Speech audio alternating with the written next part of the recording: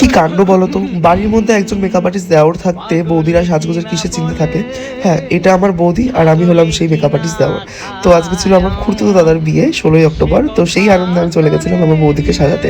তো ভীষণ এক্সাইটমেন্ট তো ছিলই আর খুব মজাও লাগছিল। আর তোমাদের কার কার এরকম মেকআপ আর্টিস্ট দেওয়ার আছে অবশ্যই আমাকে কমেন্টস করে জানাতে ভুলো না, আমার খুব জানার ইচ্ছা এটা। তো বৌদি বসে পড়েছিল সাজতে, আর তোমরা দেখে নাও আজকের লুকটা। তো যথারীতি আমি মেকআপ স্টার্ট করে দিয়েছিলাম আজকের ব্রাইট মানে আমার বৌদিকে। ফার্স্ট আন্ডার আইতে আমি একটা আই প্যাচেস লাগিয়েছি ফর হাইড্রেশনের জন্য, দেন ডাইরেক্ট আমি বেস অ্যাপ্লাই করে দিয়েছি। আজকের বেসটা পুরোপুরি হয়েছে ম্যাগাজিনিয়া থেকে। তো তোমরা চাইলে অবশ্যই ইউজ করতে পারো, ভীষণ ভালো একটা ফাউন্ডেশন।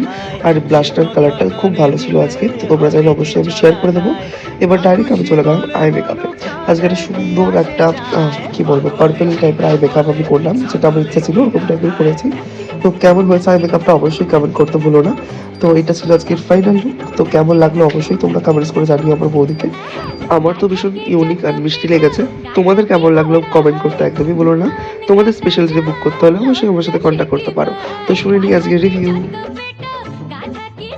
দেখো তোমার ফাইনাল লুকটা এটাতে। ওয়াও, হেভি হয়েছে, আমার হেভি পছন্দ হয়েছে। একদম